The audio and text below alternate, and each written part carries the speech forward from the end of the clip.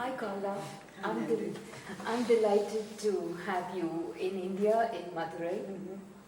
And as you know, you've been a huge inspiration for me. Your book, No Time to Say Goodbye.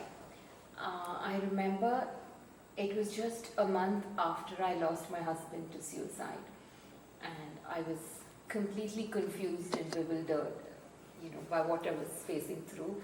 So I just Googled something very desultorily on the internet, and the first thing that showed up was survivors of suicide loss. Until then, I hadn't even heard of this term. So it was a completely new term, and only when I looked up the definition did I realize, oh my gosh, it's applicable to me. And I realized that I was now a member in a club into which nobody wants to belong. And the other thing the first book I ordered on Amazon was No Time to Say Goodbye. It was by Carla Fine. And I didn't know anything. And when it came, I started reading. And then I thought, oh my God, this was such perfect synchronicity. Why should I order this book without knowing anything about the author or the contents of the book? And then I realized there were so many commonalities which we had. One is both our husbands were well-known physicians. They'd built up a very enviable practice, had everything. They had everything one would want on a golden platter. And both of them died of suicide, medical suicides. And when I started reading your book, I just felt that, oh my gosh, here's someone the first person who really understood what I was going through. I almost read the book cover to cover, although I was so distraught. But I just felt it was a lifeline of hope. Thank you. And thank you for being that lifeline of hope when I really needed it. And I remember looking up, there was your email listed there, and I just dashed off an email thanking you for sharing your story and how much it meant to me. I never imagined you would reply, and 5 minutes I heard from you. And since then, your presence and support has been a huge inspiration in my life. And thank you for being that person. Well, thank you. Thank you for hosting me here, and it's a privilege to be here. And we met in New York City, and now we met in Madurai, and I consider ourselves, we're sisters in suicide loss. It's something that neither of us wanted it, neither of us would ever have imagined. We both had long marriages to very successful men. We had happy marriages, and we thought we knew our husbands. And the difference is that my husband killed himself almost 25 years ago, and you're in a very recent loss. And but the idea of suicide is a very unusual kind of death. And so those of us who've lost loved ones to suicide, we're very connected in a way, because we have all... One sec, I'll just tell Tama to reduce the volume because it's... Yeah.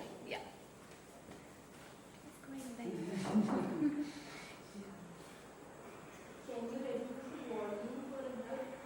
Volume koncham kami karikella. Yes.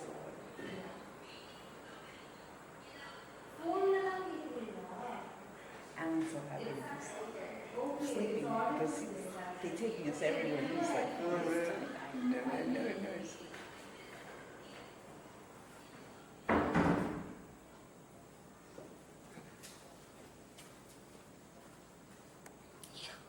I don't remember where we left off. Yeah.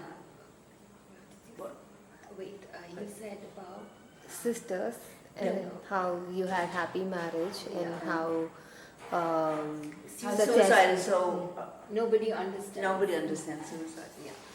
And I think the same thing happened to me about when my husband killed himself.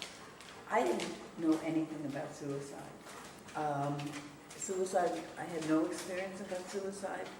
I knew from celebrities, but I didn't know, I could not imagine how somebody could take their own lives. And I felt crazy. It was like, I can't believe that somebody I knew and loved and trusted and cared for me back would feel so alone and desperate that he would decide not to live anymore. And so after my husband killed himself, at that time, which was December 16th, 1989, there were no books out like that. And I went to look, I'm a writer, and I went to look to read about a book, and I couldn't find any books out there because people were saying how to prevent suicide or why do people kill themselves, but they didn't say about what we go through, the special feeling that it is when those of us who've lost suicide. So over the years, since I wrote my book and I travel around the world, when I got your email, what was so amazing is that there were so many similarities to it, because people think that that suicide has to come from a lot of anger and a lot of anguish, and sometimes it's the person who kills themselves that would be the least likely person that we would think would do that. And so we have to try to figure out the mystery and understand, if we'll ever really understand why somebody has decided to end their lives. And so I think just by the fact that we're able to talk from such different worlds and cultures and countries, and yet we're so connected, and I think that's probably pretty universal, because I've traveled a lot throughout the world, meeting a lot of people who've lost loved ones to suicide, and we all have the same experience. It's not a different experience. It's a different kind of a death, and it's a death like no other. Oh, I completely resonate with all that you've said, Carla. It certainly is a death like no other. I really wonder how you felt about it, but when I discovered my husband's body, and in the immediate aftermath, the first thing that hit me was a very deep sense of shame.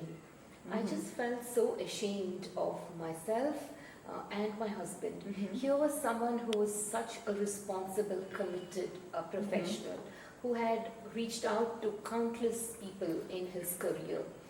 And when this happened, there was, even before anyone, the whole world descended on me. I just felt this overwhelming sense of shame. It was like as if I've done something wrong. Right. Yeah. Did you also? I felt, well, it was interesting. When I discovered my husband's body, he killed himself in his office. He gave himself intravenous injection of anesthetic, and I kept on calling his office and he didn't come. And when I came into his office and he was still on the examining table, I was like, what? Are you kidding me? I was like, my first reaction was like, I was so shocked. And then I know what you mean about, I was like, there were so many emotions that came at that same time. I felt sad, I felt angry, I felt shame, I felt ashamed for him, I felt ashamed for myself. Like, what kind of wife was I that I didn't know what was happening? Wives are supposed to keep their husbands alive. We're supposed to make sure they take their medicine and make sure, and like, also he had patience, like he was very prominent, like your husband, and it was like, what people would say, like, what was wrong with him that he had to die this way, And so I did have those feelings, and I did have the feelings also in the U.S., in New York City where I live. I had to call the police. So it became like a police scene, and the police came, so it felt so crazy. It was like right out of the movies. They came and they put the yellow tape, like Law and Order. I was like, what, all these people, and I was like so confused about, and it didn't feel like a normal death. It felt like everybody wanted to know why, and it took me a while before I could mourn him to realize that, and this is what I really believe, that suicide and death are two separate items. That first you have to go through the whole suicide, and the suicide is why did he do it, how did he do it, why did he do it, and then after you go through that, all of a sudden you realize you're a widow and you lost your husband, and you have to mourn him like a normal widow would lose a husband. And it didn't feel that way, because everything was about the suicide. Everything was, why did Harry kill himself? People would ask all these questions, and it was all about, but wait a minute, I lost my husband of 21 years, and I'm a widow. But it was about the way he died, and the emphasis became on the way he died and not how he lived. And I think that's very important for those of us who are suicidal. Yeah. Our job is to show people how our husbands, our children, our mothers, our sisters and brothers, our best friends, what their life was like, and not to be defined about how they died, to define about how they lived and not how they died. Listening to you, Carla, although your husband's death happened about 2 decades back, and mine is so recent, what surprises me, what amazes me is how little things have changed. So much remains just the same. Yes. It could have well happened in 2 different time zones, but And that's so interesting, because I always say, people say, the world is so different and there's so many different religions and customs and cultures, but in every single place that I've been, that I've spoken throughout the world, suicide is a stigma. There is no place where it's not. absolutely. That suicide is a silence, and there's a stigma, and there's a feeling that something is not quite right. And you're right, it really hasn't, even with all the publicity and everything that you are trying to do and change the conversation and change all of it, it's because I think it's because the people that have taken their lives have taken the answers with them. We don't have a chance to say why, or why didn't you wait. But there is something that I really want to say, and I think it's really important, and also important for you, that I learned over the years, because at least I had time to learn things over the year. Even though our husbands have killed themselves, or our family members, we only know the end of the story, and it's like a film, and we roll the film backwards. We find the body, and we say, what did we say, what happened, what did he do, what did they do? But we don't know the many times in our relationship and in our love for them that we did keep them alive, that we did say the right thing, that they might have been thinking about it and they didn't do it. We only know the end of the story. We don't know all the story that came to us. And I believe that every one of us who has lost a loved one to suicide kept our loved ones alive for many years without even knowing it. We just know what happened at the end. Absolutely. And when we talk of bereavement, that's a time when you expect people to be maximally supportive, Right. and unconditionally loving and being there for you. But in a very non-normative death like suicide, there's a huge empathy deficit.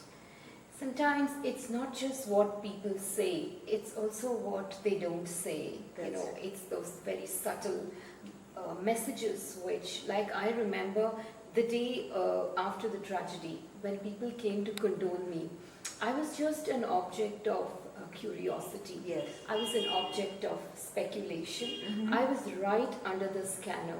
And I just didn't find that surge of empathy. Had my husband died of other very socially acceptable causes, That's right. I'm sure had he died of any other reason, Right. which is very socially acceptable, I'm sure they would have said, oh my, what a supportive spouse Right. you've been, Right. how well you looked after Yes. him. You know, even there, and what was even more disturbing for me was, although in India attempted suicide has been decriminalized, when the attempt is fatal, and as you so beautifully say in your book, every fatal suicide is treated as a homicide Right. until it is proved. Right.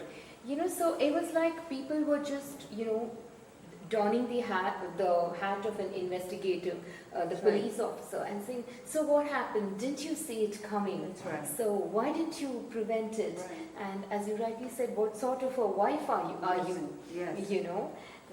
And it's this whole thing, and there is no validation for your grief. I now realize that is really disenfranchised grief, because you have no right to grieve. A survivor of suicide loss has no right to grieve, no right to expect support. So, and sometimes I feel we should, it's people like you and me and so many others who should articulate for a bill of rights for survivors of suicide loss. We are entitled to everything which a so-called socially acceptable death entails. So, And it's very similar for not just for spouses, when parents lose a Oh, child, when children lose their parents, like an elderly parent, they say, "What did you do wrong? What happened?" And it's true. I never felt like a legitimate widow, if you want to say, because it was like everybody was more curious about what happened. And I say, in my book, I have a page of acknowledgments of all the people that have helped me. But if my editor had allowed it, I would have had a page of anti-acknowledgments. I love that. Because there were so many people that I thought would come through for me and be there for me, and not.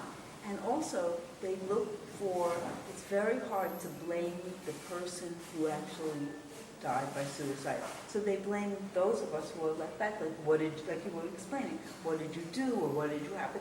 Everybody from the police to some relative to whatever.